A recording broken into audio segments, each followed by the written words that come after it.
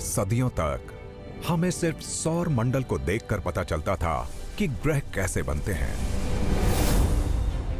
हमें हमेशा शुरुआत में यही लगता है कि हम साधारण हैं, पर बाद में पता चला कि हम गलत थे।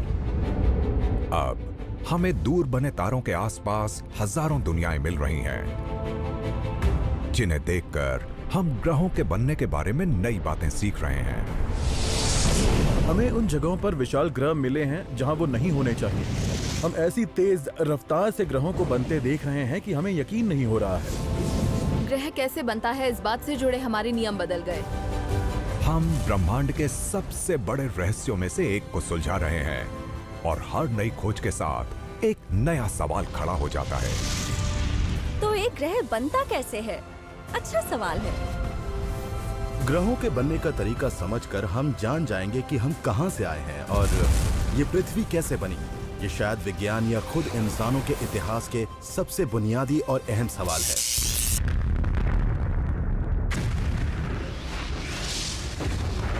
How the universe works.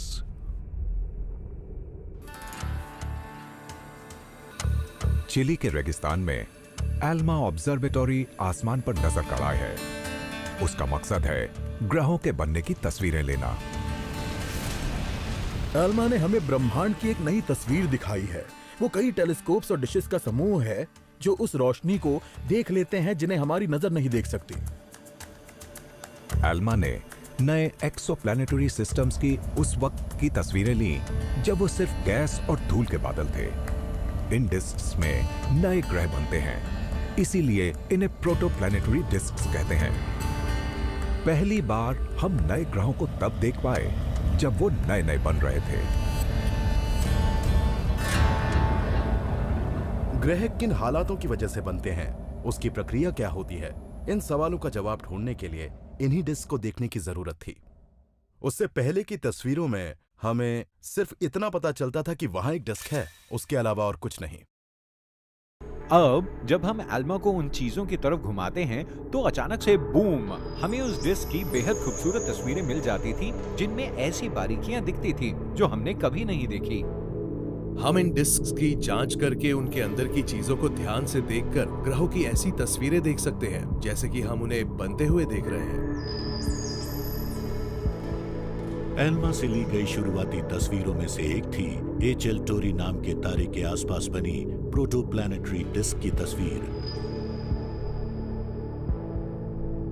उस तारे की उम्र तकरीबन 10 लाख साल है, लेकिन उन तस्वीरों में उसके आसपास ग्रह बनने के सबूत दिख रहे थे।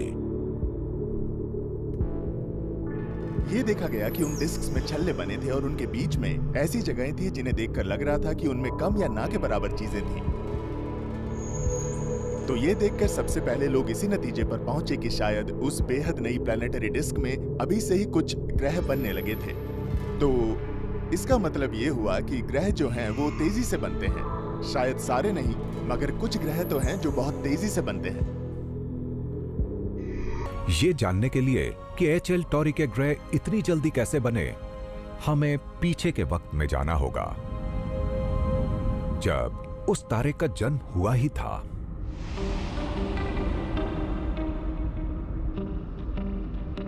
एच.एल. टोरी शुरुआत में एक धूल और गैस का बादल था, लेकिन जब उस बादल का कुछ हिस्सा ठंडा और घना बना तो वो अपनी ही ग्रेविटी की वजह से सिकुड़ने लगा। जब ये गैस और धूल के कण पास में आए तो वो बादल और तेजी के साथ घूमने लगा। हम ये बात समझने के लिए नए स्टूडेंट्स को ये मिसाल देते हैं कि कोई फिगर स्केटर हाथ पास लाती है तो वो और तेजी से घूमने लगती है। जब वो नया तारा तेजी से घूमने लगा तो उसके आसपास जमा चीजें फैल गईं और उन्होंने प्रोटोप्लैनेटरी डिस्क बनाई, जिससे फिर ग्रह बनते हैं। तो प्रोटोप्लैनेटरी डिस्क बनती है गैस से, जैसे कि हाइड्रोजन, हीलियम और कुछ हेवी एलिमेंट्स जो गैस के रूप में उनमें मौजूद होते हैं। लेकिन उसके अलावा ठोस कण भी होते हैं, धूल के कण, जो शुरुआत में बहुत छोटे होते हैं, मतलब इतने छोटे कि वो हवा में मौजूद हों तो सांस के साथ हमारी नाक में चले जाएंगे और हमें पता भी नहीं चलेगा। इतने छोटे कणों से ग्रहों जितनी बड़ी चीजें भला कैसे बन सकती हैं? ग्रहों के बनने की प्रक्रिया को लेकर हमारी पुरानी सोच ये है कि शुरुआत में शायद इलेक्ट्रोस्टैटिक फोर्सेस जैसी चीजों से धूल के ये कण आपस में चिपक गए होंगे और उनसे छोटे 1 इंच के आसपास के समूह बन गए होंगे।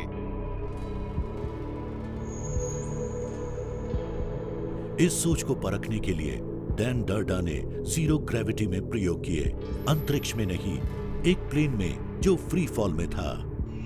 हम धूल को जीरो ग्रेविटी में एक डब्बे में लेकर जाएं और अच्छे से हिलाएं तो हम इलेक्ट्रोस्टैटिक फोर्सेस की वजह से उनके कणों को आपस में चिपकते हुए देख सकते हैं। जब धूल के कण आपस में रगड़ते हैं तो इलेक्ट्रोस्टैटिक चार्ज पैदा होता है। ये चार्ज दूसरे कणों को पास खींचता या दूर भेजता है। ये भी बिल्कुल वैसा ही है जैसे आपके सोफे के नीचे धूल के कण आपस में चिपककर धूल के गुच्छे बना लेते हैं। तो धूल आपस में चिपककर समूह बना सकती है और वो आखिर में 1 सेंटीमीटर के पत्थर बना लेते हैं। लेकिन एक दिक्कत है, धूल के छोटे पत्थरों जितने बड़े समूह बन जाते हैं तो फिर वो और बड़े नहीं होते। जब धूल का एक छोटा समूह बनता है जो लगभग आधे इंच का हो, तो उसकी इलेक्ट्रोस्टैटिक फोर्सेस उसके आकार के मुकाबले बहुत ही कम होती है और इसीलिए वो छोटे समूह आपस में चिपक नहीं पाते, वो टकराकर दूर चले जाते हैं। ये समूह बाउंसिंग बैरियर पर पहुंच जाते हैं। तो धूल का एक समूह कितना बड़ा हो सकता है, इस बात की भी एक हद होती है।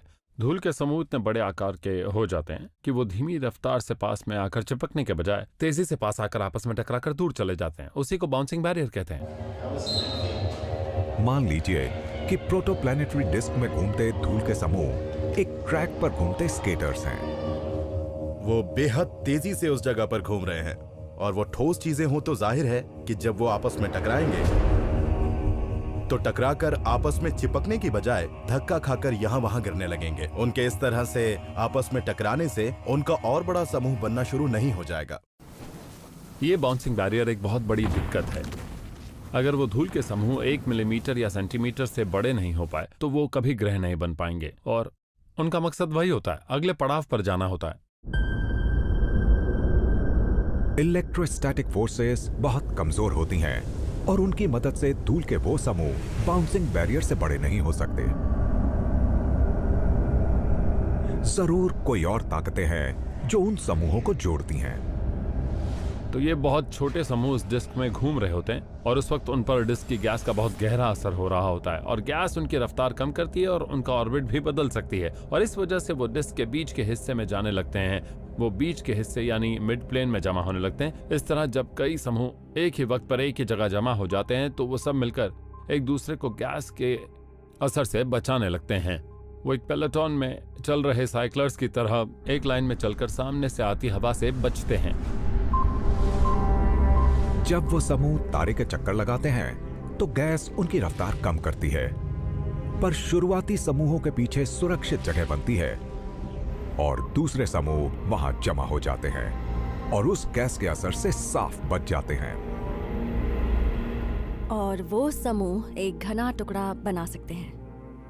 अगर वो टुकड़ा काफी घना हो तो ग्रेविटी अपना असर दिखाकर उससे सिकोड़कर एक प्लैनेटेसिमल बना सकती है। तो बाउंसिंग बैरियर से आगे निकलने का तरीका यह है कि एक बार में बड़ा प्लैनेटेसिमल बना लिया जाए।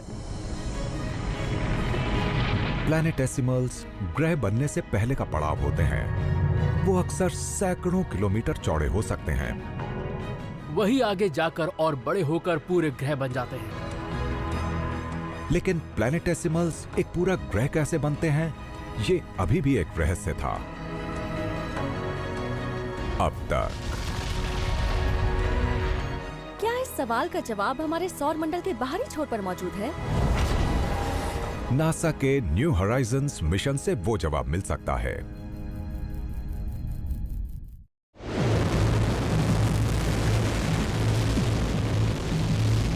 2019 में नासा का न्यू होराइजन्स अंतरिक्ष यान लंबा सफर करके काइपर बेल्ट गया। ये सौर मंडल के छोर पर मौजूद अंतरिक्ष का हिस्सा है। काइपर बेल्ट में चट्टानों और बर्फ के ढेर सारे टुकड़े मौजूद हैं, जो सौर मंडल के बनने के अवशेष हैं। न्यू होराइजन्स का मकसद था एक प्राचीन और रहस्यमय चट्टान की सबसे पहली तस्वीरें लेकर ग्रह कैसे बने थे, ये समझने में हमारी मदद करना, जिसका नाम है एरोकॉथ, जिसे MU-69 भी कहते हैं। जनवरी 2019 में न्यू होराइजन्स का अंतरिक्ष यान बेहद दूर मौजूद काइपर बेल्ट की इस चट्टान के पास से होकर गुजरा, और ये घटना इतनी अहम इसलिए थी क्योंकि उन तस्वीरों के जरिए हमने पहली बार सौर मंडल के बनने की प्रक्रिया के किसी बेहद प्राचीन अवशेष को देखा था, जिससे बाद में ग्रह बनते हैं। इस धुंधली सी तस्वीर में एक अजीब सी 35 किलोमीटर चौड़ी चट्टान दिखती है। ये देखने में ऐसी है जैसे दो प्लैनेटेसिमल्स को आपस में चिपकाया हो। ये तस्वीर ग्रहों के बनने की प्रक्रिया के बीच के पड़ाव को दिखाती है। उस तस्वीर से पता चलता है कि उस प्रक्रिया में दो चट्टानें हमेशा आपस में टकराकर टूटती नहीं हैं, बल्कि वो धीरे से पास में आकर जुड़ भी सकती हैं। और इससे पता चलता है कि कैसे छोटी चीजों के जमा होने से बड़ी चीजें बन सकती हैं। MU-69 450 करोड़ साल पहले बनी थी, जब दो प्लैनेटेसिमल्स की ग्रेविटी उन्हें खींचकर पास ले आई थी। दो अलग अलग चट्टानें एक दूसरे का चक्कर लगा रही थीं और आखिर में वो एक दूसरे की तरफ खींचती हुई धीमी रफ्तार से पास आकर एक दूसरे से जुड़ गईं। और ये भी हो सकता है कि जब वो आपस में रगड़ खा रही थी तो उनके बीच फ्रिक्शन की वजह से गर्मी पैदा हुई और उन पर जमी बर्फ पिघली और फिर वापस जम गई। तो इस तरह से दोनों बातें हुई। वो दोनों धीरे से पास आईं और ग्रेविटी की वजह से आपस में जुड़ गईं। इससे एक मजबूत जोड़ बन गया था। दो प्लैनेटेसिमल्स के बर्फ और ग्रेविटी की वजह से आपस में जुड़ने से MU-69 बना, जिसके बाद में ग्रह बन सकते थे। MU-69 एक बीच के पड़ाव जैसा है। उसे देखकर पता चलता है कि धूल के कणों से समूह और उनसे प्लैनेटेसिमल्स बनने के बाद आगे क्या हुआ। MU-69 को देखकर वैज्ञानिकों को पता चला कि प्लैनेटेसिमल्स भी स्केटर्स की तरह आपस में जुड़ सकते हैं। जैसे स्केटर्स के समूह को बड़ा होने के लिए पास से गुजरते स्केटर की जरूरत होती है, वैसे ही बड़े प्लैनेटेसिमल्स के पास से छोटे प्लैनेटेसिमल्स गुजरते हैं। समूह के स्केटर्स दूसरे स्केटर्स को पकड़ने के लिए ऐसे हाथ बढ़ाते हैं जैसे एक प्लैनेटेसिमल की ग्रेविटी दूसरे प्लैनेटेसिमल को अपने पास खींचती है। आखिरकार प्लैनेटेसिमल्स को दूसरे प्लैनेटेसिमल्स मिल जाते हैं और वो धीमी रफ्तार में टकराकर आपस में जुड़कर बड़े हो जाते हैं, फिर साथ में स्केटिंग करने लगते हैं।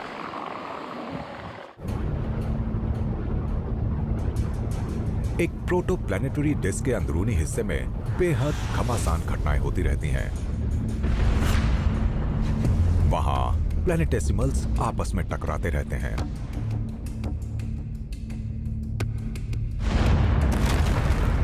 तीस 35 किलोमीटर चौड़े प्लैनेटेसिमल्स जुड़ते जुड़ते आखिर में 1500 किलोमीटर के आसपास के प्रोटोप्लैनेट्स बना लेते हैं। कोई चीज जितनी बड़ी होती है उसके लिए उतनी ग्रेविटी से अपने आसपास की चीजों को पास में खींचना उतना ही आसान होता है और वो लगातार और बड़ी होती जाती है। जब धूल के कणों से समूह और उनसे प्लैनेटेसिमल्स और आखिर में प्रोटोप्लैनेट्स बनते हैं, तो इस प्रक्रिया को ग्रह बनने का कोर अक्रीशन मॉडल कहते हैं।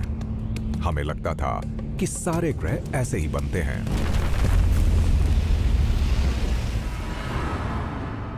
मगर सौर मंडल को देखकर हमें पता चलता है कि भले ही सारे ग्रह एक तरीके से बने हैं, लेकिन वो आकार में अलग अलग हैं।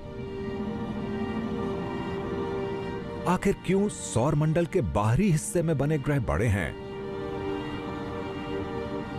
और सूरज के पास मौजूद ग्रह छोटे हैं? क्या इसीलिए क्योंकि वो अलग अलग चीजों को सोख कर बने हैं? इस बात का ताल्लुक हमारे सौर मंडल की फिजिक्स और इसके रसायनों से है। इस वजह से इसके अलग अलग हिस्सों में अलग अलग आकार के ग्रह हैं। 450 करोड़ साल पहले जब सौर मंडल नया था, तब इसमें कौन से रसायन होंगे, ये काफी हद तक सूरज पर निर्भर करता था। सूरज के पास तापमान बहुत ज्यादा था।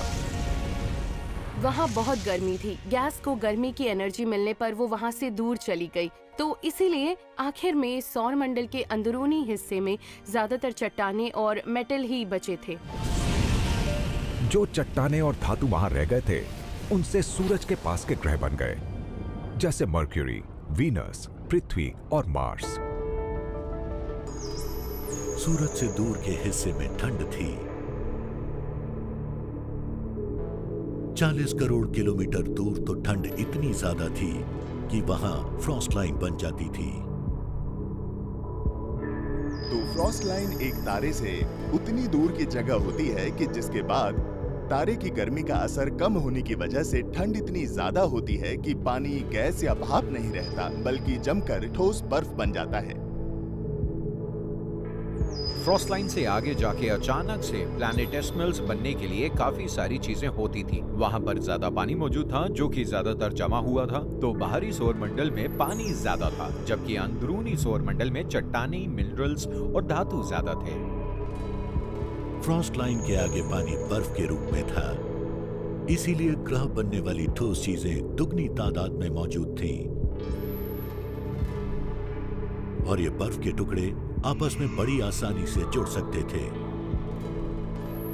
वहां बर्फ होने की वजह से प्लैनेटेसिमल्स की सतह पर बर्फ की परत जम जाती थी, जो वेल्क्रो की तरह काम करती थी, जिससे वो आपस में जुड़ जाते थे और अक्रीशन प्रोसेस तेजी से होने लगता था। तो फ्रॉस्ट लाइन के आगे जाकर ज्यादा बड़े ग्रह बन सकते थे, क्योंकि वहां पर इस काम के लिए ज्यादा ठोस सामान था, क्योंकि वहां पानी भी ठोस बर्फ में बदल गया था और वो ठोस बर्फ आसानी से आपस में चिपक जाती थी। इस आसानी से चिपकने वाली बर्फ की वजह से बेहद विशाल प्लैनेटरी कोर्स बने और जुपिटर जैसे ग्रह गैस जायंट्स बन गए। एक गैस जायंट के बनने के लिए बहुत ज्यादा बड़े कोर की जरूरत होती है, क्योंकि बड़े कोर में ज्यादा ग्रेविटी होती है और वो आसपास से ज्यादा गैस को खींचकर पकड़ कर रखता है। एक बार ऐसा प्रोटोप्लैनेटरी कोर बन जाए जो पृथ्वी के मुकाबले वजन और आकार में 10 या 20 गुना बड़ा हो, तो वो अपने आसपास की गैस को खींचकर बेहद तेजी से और बड़ा बन सकता है। अचानक उस कोर की तरफ चीजें जाने लगती हैं, उस पर ढेर सारी गैस जमा हो जाती है और इस तरह से एक जायंट प्लैनेट बनता है। इसका मतलब सभी ग्रहों को कोर अक्रीशन से बनना चाहिए, लेकिन फिर वैज्ञानिकों को पता चला कि जुपिटर इस तरीके से नहीं बन सकता था। अगर जुपिटर इस तरह से अपना कोर बनाता तो उससे वक्त कम पड़ जाता।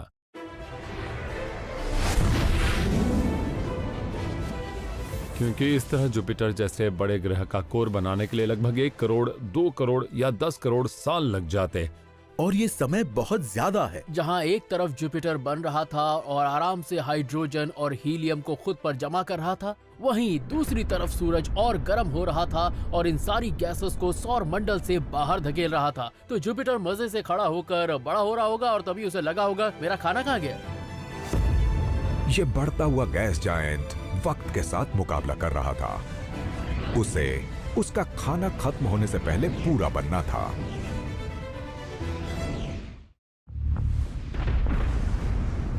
एक ग्रह बनाना आसान काम नहीं है और इसमें कई अड़चनें आती हैं। इस प्रक्रिया के हर एक पड़ाव में, जैसे धूल के कणों के समूह बनना और उनसे प्लैनेटेसिमल्स बनना, इनमें थोड़ा वक्त लगता है। अगर जुपिटर दूर से आती चट्टानों के उससे जुड़ने का इंतजार करता, तो उसे पूरी तरह बनने में 10 करोड़ साल लग जाते। और उसके पास इतना वक्त नहीं था, क्योंकि नया बना सूरज प्रोटोप्लैनेटरी डिस्क से गैसेस को निकाल रहा था। एक गैस डिस्क हमेशा तारे के पास नहीं रह सकती। तारा जलने लगता है और सक्रिय हो जाता है। वक्त कम था। सौर मंडल के बीचों बीच एक नया तारा था जो ढेर सारी रेडिएशन छोड़ता है, सोलर स्टॉर्म्स पैदा करता है, गैस को दूर भगा देता है। तो विशाल ग्रह बनने के लिए जुपिटर को तेजी से काम करना था। हमें पता है कि सौर मंडल में प्रोटोप्लैनेटरी डिस्क सिर्फ 40-50 लाख साल तक थी। तो हमें पता है कि सौर मंडल के बनना शुरू होने के 50 लाख साल बाद तक जुपिटर बन गया था। इसका मतलब यह है कि जुपिटर को खुद को बनाने का काम बहुत जल्दी करना पड़ा होगा और बेहद तेजी से एक बड़ा कोर बनाना पड़ा होगा। जुपिटर को चट्टानों और बर्फ से बने विशाल कोर की जरूरत थी, ताकि वो प्रोटोप्लैनेटरी डिस्क से गैस को जमा कर पाए। इस ग्रह ने अपना कोर बहुत जल्दी बना लिया होगा और सारी गैस निकलने से पहले गैस जमा कर ली होगी। ये जानने के लिए कि जुपिटर इतनी तेजी से कैसे बना था, वैज्ञानिकों ने न्यू मैक्सिको में मौजूद वेरी लार्ज अरे की मदद ली। नए जमाने के टेलीस्कोप्स की वजह से हमारा ग्रहों के बनने की प्रक्रिया को जानने का तरीका बदल गया है। अब हम प्रोटोप्लैनेटरी डिस्क्स की ऐसी तस्वीरें देख रहे हैं जो पहले मुमकिन नहीं थी। ये वेरी लार्ज अरे हमसे 176 लाइट ईयर्स दूर मौजूद एक नए तारे TW हाइड्रे को देख रहा है। इसका मकसद है उस तारे के इर्द गिर्द मौजूद प्रोटोप्लैनेटरी डिस्क को अलग अलग वेवलेंथ्स की मदद से देखना। हमें अलग अलग वेवलेंथ्स पर जो तस्वीरें दिखती हैं, उनसे हम कुछ हद तक बता सकते हैं कि वो डिस्क किस चीज से बनी है। जैसे जब हम उस डिस्क को रेडियो वेव से देखते हैं तो हम उसके अंदर की चीजें नहीं देख सकते, लेकिन हम रेडियो वेव्स पर उन चीजों के असर को जरूर देख सकते हैं। वो अरे धूल के एक एक समूह को नहीं देख सकता, लेकिन TW हाइड्रे से आने वाली रेडियो वेव्स के वेवलेंथ्स को देखकर पता चलता है कि उस डिस्क में ढेर सारे पत्थरों जैसी चीजें हैं। पर ये समूह ग्रह बनने की प्रक्रिया को तेज कैसे करते हैं?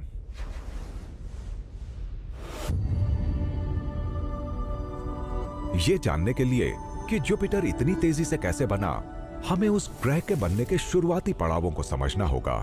तो हमारी प्रोटोप्लैनेटरी डिस्क में सबसे पहले प्लैनेटेसिमल्स बन गए थे और वो प्लैनेटेसिमल्स उन छोटे धूल के समूह के मिलने से बने थे जो डिस्क में मौजूद थे। फिर क्या हुआ? उन प्लैनेटेसिमल्स के आसपास पूरी डिस्क में तब भी बहुत सारे वैसे छोटे पत्थरों जैसे धूल के समूह मौजूद थे। जब हम इन बचे हुए समूहों को ग्रहों के बनने की प्रक्रिया में जोड़ते हैं तो वो और तेज हो जाती है। इन छोटे समूहों को उस प्रक्रिया में डालने से मानो पूरी पहेली ही सुलझ गई। ये छोटे समूह बढ़ते हुए प्रोटोप्लैनेट्स को उसकी बढ़त के लिए बहुत सारा सामान दे सकते हैं और इसे पेबल एक्रीशन कहते हैं। और इस तरीके की मदद से प्रोटोप्लैनेटरी कोर को बेहद तेजी से बढ़ने में मदद मिलती है। तो जब एक प्लैनेटेसिमल बनता है तो उसे बढ़ने के लिए दूसरे प्लैनेटेसिमल की जरूरत नहीं थी। वो आसपास के धूल के समूहों से भी बढ़ सकता था। तो एक प्लैनेटेसिमल में बहुत ज्यादा ग्रेविटी होती है और वो आसपास से धूल के समूहों को समेटकर तेजी से बड़ा हो सकता था।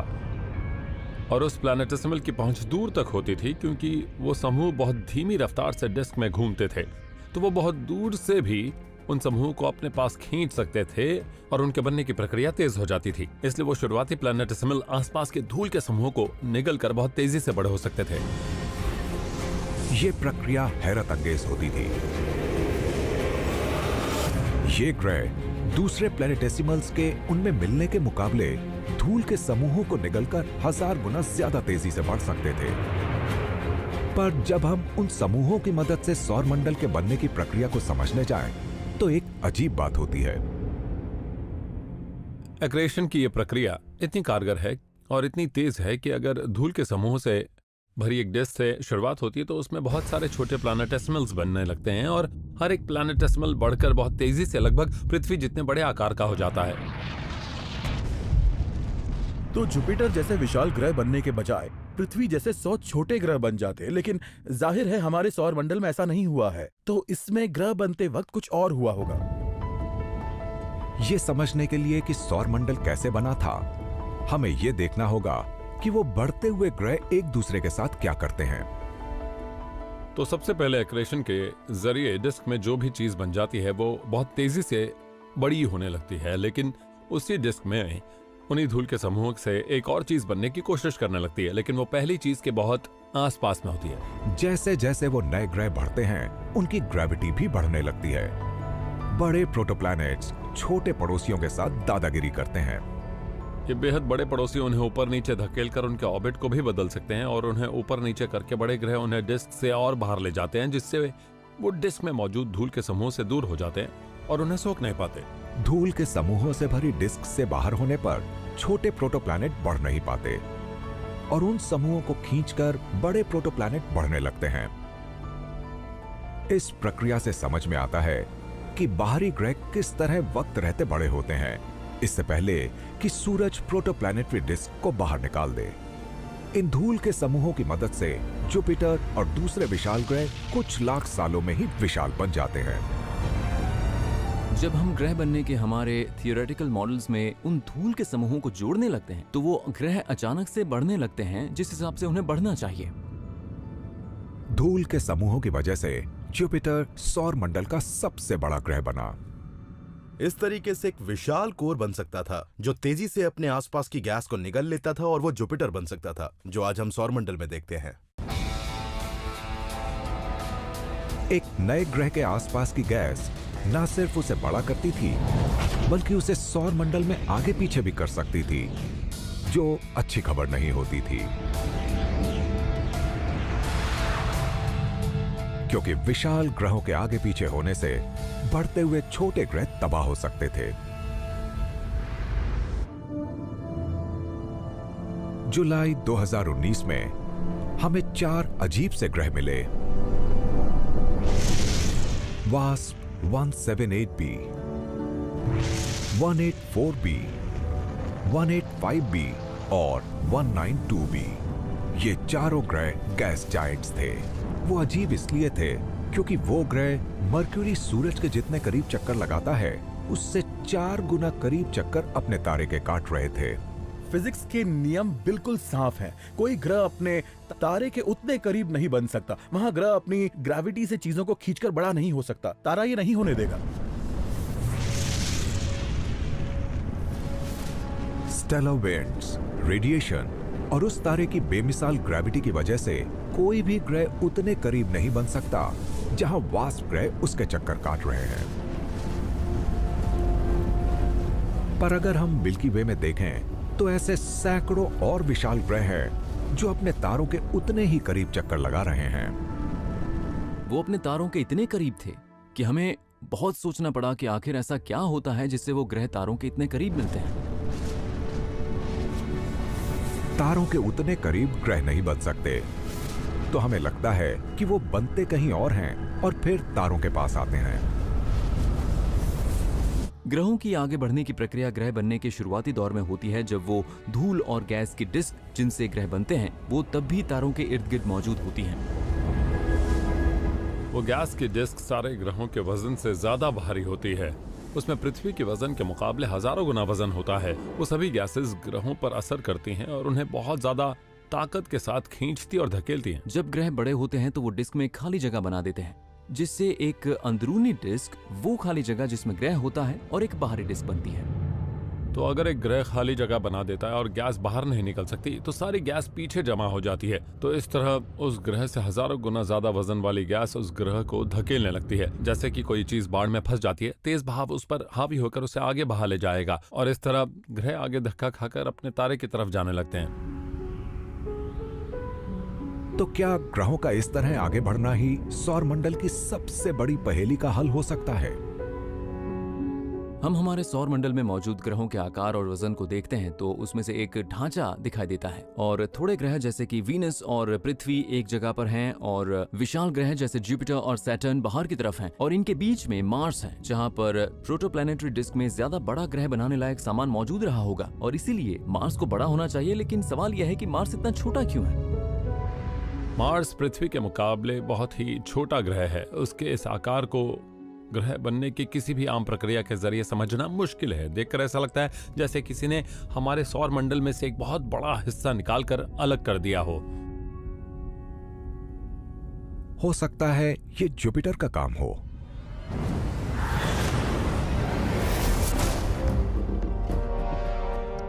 सौर मंडल के जन्म के कुछ लाख सालों बाद प्रोटोप्लैनेटरी डिस्क में मौजूद गैस ने नए बने गैस जायंट्स को सूरज की तरफ धकेलना शुरू कर दिया। जुपिटर तेजी से डिस्क में आगे बढ़ा और जहां मार्स बन रहा था वहां से प्लैनेटेसिमल्स को धकेलकर बाहर निकाल दिया। वो रास्ते में आने वाली चीजों को बिखेर रहा था। वो सबसे बड़ा खिलाड़ी, सबसे बड़ा ग्रह था। तो इस तरह जुपिटर ने उस सामान को हटा दिया जिसकी मार्स को जरूरत थी। उसने मार्स का खाना चुराया और मार्स भूखा रह गया।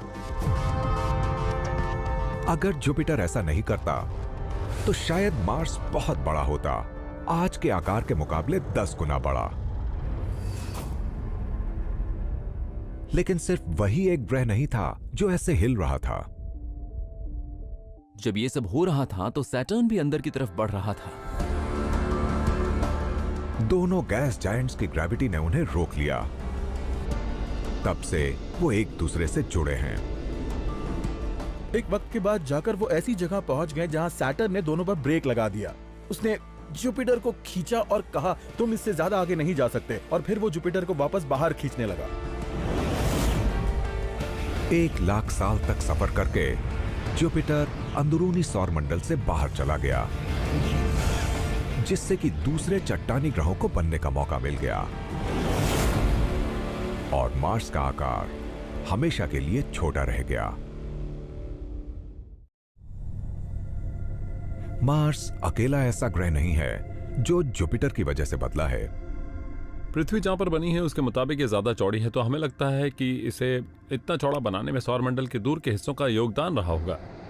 जब पृथ्वी बनी थी तो सौरमंडल में जितना भी पानी मौजूद था वो इससे लाखों किलोमीटर दूर था। तो सवाल ये उठता है कि स्नो लाइन के पार से यहां तक इतना सारा पानी कैसे आया? वो बाहरी सौरमंडल से सफर करके अंदरूनी सौरमंडल में आकर पृथ्वी तक कैसे पहुंचा?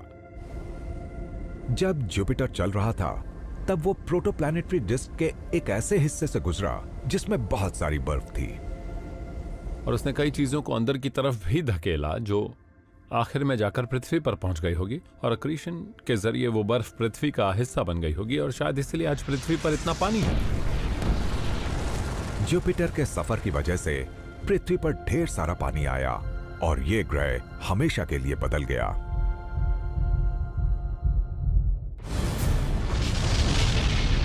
हमारे नए बने सौरमंडल में सिर्फ आगे पीछे होने वाले ग्रह ही उथल पुथल नहीं मचा रहे थे, तब प्रोटोप्लैनेट्स अक्सर टकराते थे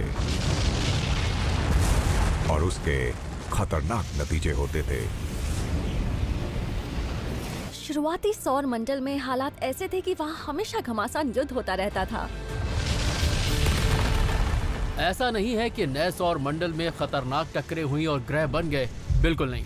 उसमें टक्करें हुई, ग्रह बने और फिर से वापस खतरनाक टक्करें हुई। इसका मतलब उस वक्त ग्रहों के आकार की चीजें आपस में टकराकर एक दूसरे को पूरी तरह खत्म कर दिया करती थी।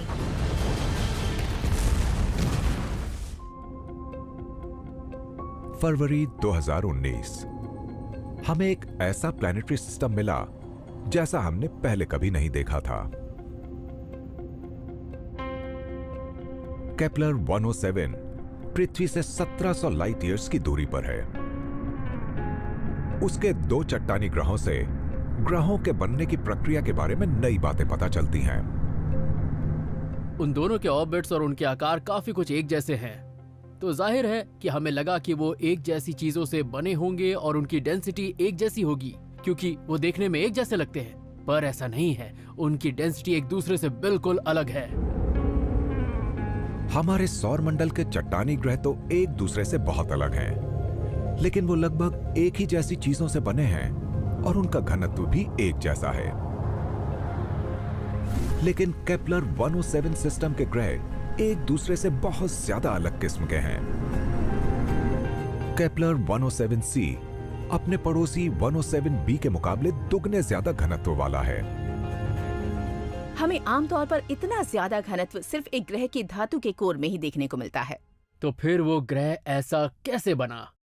हमें बस एक ही ख्याल आता है कि ऐसा बहुत बड़ी टक्कर की वजह से हुआ होगा जिसने उनमें से किसी एक को ग्रह में बदल दिया होगा। करोड़ों साल पहले केपलर 107 सिस्टम एक जंग के मैदान जैसा था। उसमें जगह जगह ग्रहों में घमासान विस्फोटक टक्करें हो रही थीं। नया बना केपलर 107c जंग में सबसे आगे था।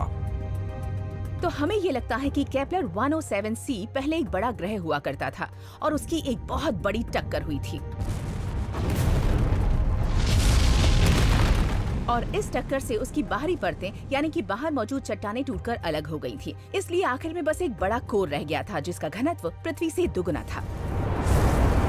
केपलर 107c केपलर 107c इस बात का सबसे पहला सबूत है कि घमासान टक्करों से नए एक्सोप्लैनेट्स बन जाते हैं। खुद ब्रह्मांड के इस हिस्से में भी प्राचीन प्रोटोप्लैनेटरी टक्करों से बने अवशेष आज भी हमारे ग्रह पर आकर गिरते रहते हैं। आज तक हमें जो उल्कापिंड मिले हैं, कई बार उनमें प्रोटोप्लैनेट्स के अवशेष भी मिले हैं।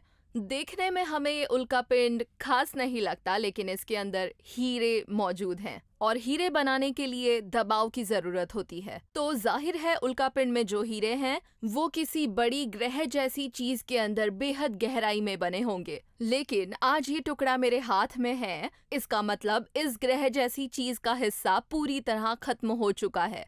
बुरा लगता है कि कोई ग्रह पूरी तरह तबाह हो गए हैं, लेकिन सच कहूँ मैं इन प्रोटोप्लैनेट्स की एहसानमंद हूँ, क्योंकि इनकी दी हुई कुर्बानियों की वजह से आज हम ग्रहों के बनने के तरीके को अच्छे से समझ पाए हैं।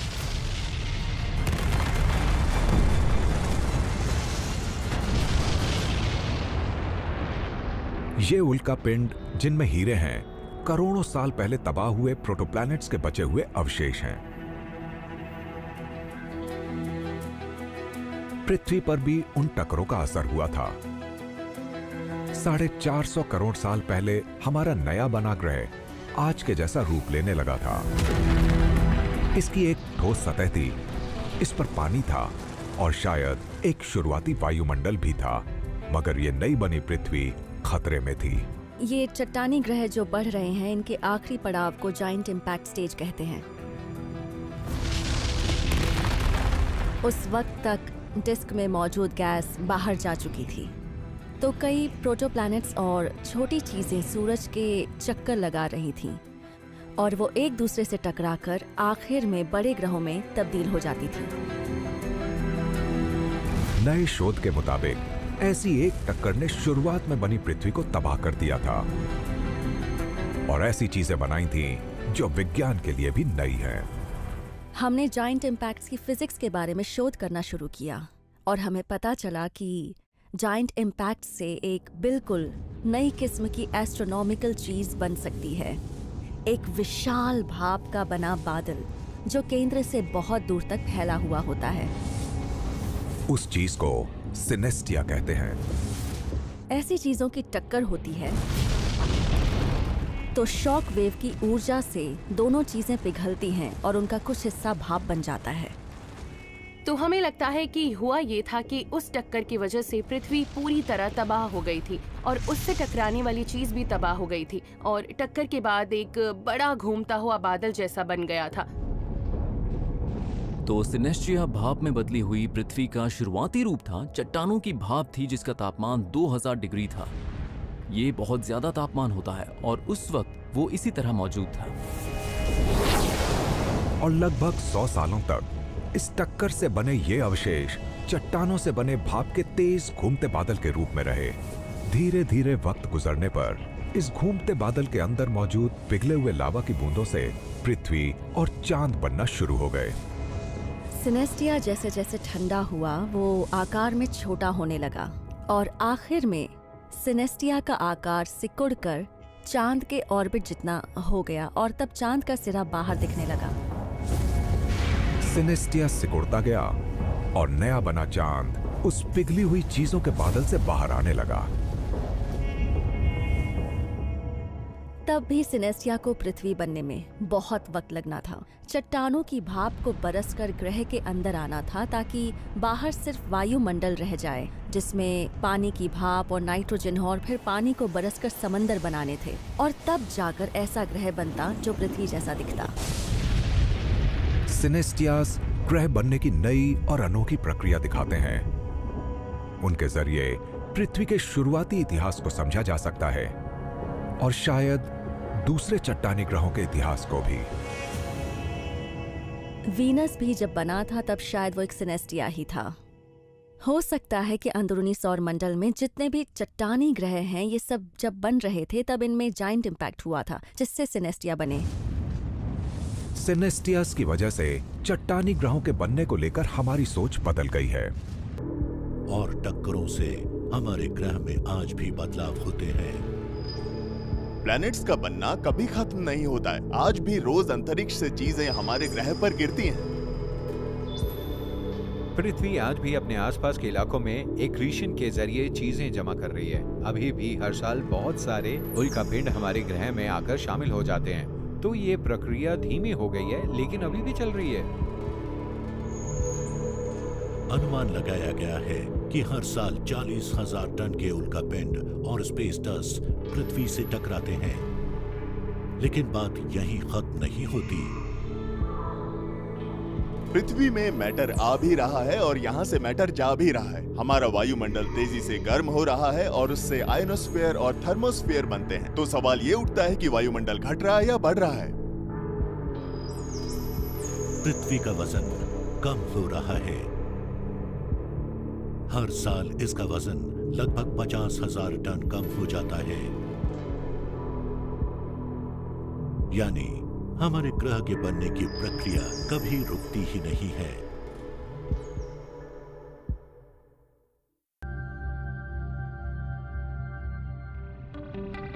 जब भी हमें नए प्लैनेटरी सिस्टम्स और एक्सोप्लैनेट्स मिलते हैं, तो वो ग्रह बनने की प्रक्रिया की हमारी समझ पर सवालिया निशान लगा देते हैं। हम जानते हैं कि ग्रह तारों के इर्द गिर्द बनते हैं और वो पहले मिट्टी के छोटे गुच्छों के रूप में बनते हैं, फिर दूसरी चीजों को पास खींचकर उन्हें मिलाकर आखिर में जाकर ग्रह बनाते हैं। लेकिन शायद ग्रह बनाने का यही एक तरीका नहीं है। हो सकता है कि एक तारे के बिना भी ग्रह बन सकते हैं। हमने हमारी गैलेक्सी के अंदर ही हजारों एक्सोप्लैनेट्स की खोज की है। उनकी मदद से हम समझ पाते हैं कि सौर मंडल में ग्रह किस तरह बने होंगे। लेकिन अगस्त 2017 में पृथ्वी से 3000 लाइट ईयर्स दूर मौजूद एक चीज से हमें ग्रह बनने की एक प्रक्रिया के सुराग मिले। हमें एक बहुत कम रोशनी वाला तारा दिखाई दिया, लेकिन वो बहुत ज्यादा छोटा था, ज्यादा भारी नहीं था। असल में वो तारा था ही नहीं, वो एक विशाल ग्रह था जो जुपिटर के मुकाबले कई गुना ज्यादा भारी था। और उसका बहुत अनोखा नाम है ओगल 2017 BLG 1522L। ये कैटलॉग नेम है। ये वो चीज थी जिसे हम ब्राउन ड्वार्फ या फेल स्टार कहते हैं। लेकिन ज्यादा बड़ी बात ये थी कि वो गैलेक्सी में बिल्कुल अकेला घूम रहा था और किसी भी चीज के चक्कर नहीं काट रहा था।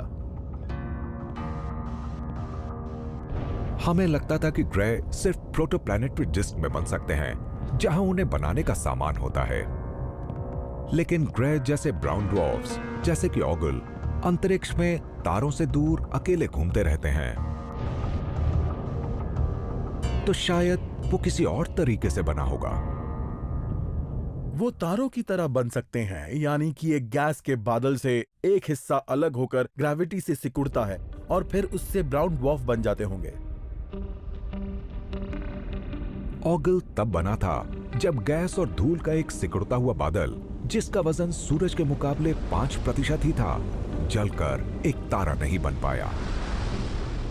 वो जुपिटर के मुकाबले बड़ा था, लेकिन साथ ही हमारे सूरज के मुकाबले बहुत ज्यादा छोटा था और इसीलिए वो इतना भारी नहीं था कि उसके ग्रेविटी की वजह से उसके केंद्र में मौजूद चीजों का घनत्व बढ़े और वो इतनी गर्म हो जाए कि उससे एक न्यूक्लियर फ्यूजन शुरू हो जाए और वो वैसे ही जलने लगे जैसे तारे जलते हैं। उनके केंद्र में हाइड्रोजन फ्यूजन नहीं होती, इसलिए ओगल जैसे ब्राउन ड्वार्फ्स ठंडे और कम रोशनी वाले होते हैं और उन्हें ढूंढना मुश्किल होता है।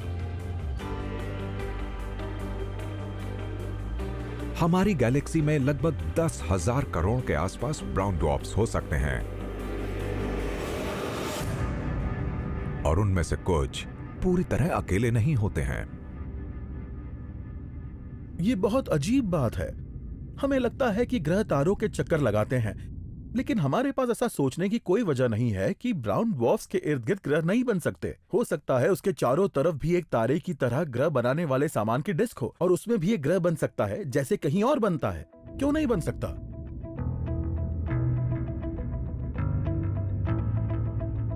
इस सोच को परखने के लिए हमने ओगल को तब देखा जब वो एक तारे के सामने से गुजर रहा था।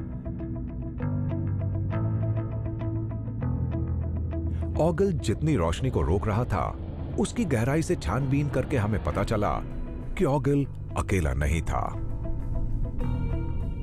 एक और छोटा ग्रह उस विशाल ग्रह के चक्कर लगा रहा था। वो एक छोटे से सौर मंडल जैसा था, जिसमें बीचों बीच एक तारे के बजाय एक ब्राउन ड्वार्फ मौजूद था। यानी कि एक ग्रह बनाने के लिए हमेशा एक तारे की जरूरत नहीं होती। उस ब्राउन ड्वार्फ के चक्कर लगाता ये अजीब सा ग्रह हमें फिर से ग्रहों के बनने की प्रक्रिया के बारे में अलग ढंग से सोचने पर मजबूर कर देता है।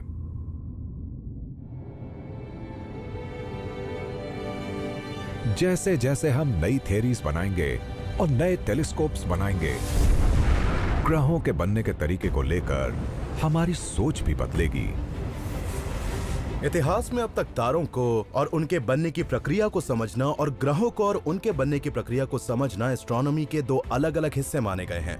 लोग या तो तारों पर शोध करते थे या फिर ग्रहों पर, लेकिन अब हमें यह समझ में आ रहा है कि हमें यह जानने की जरूरत है कि जब वो दोनों ही बन रहे थे तब वो एक दूसरे पर क्या असर डालते थे, और ये शोध का एक नया तरीका बन रहा है।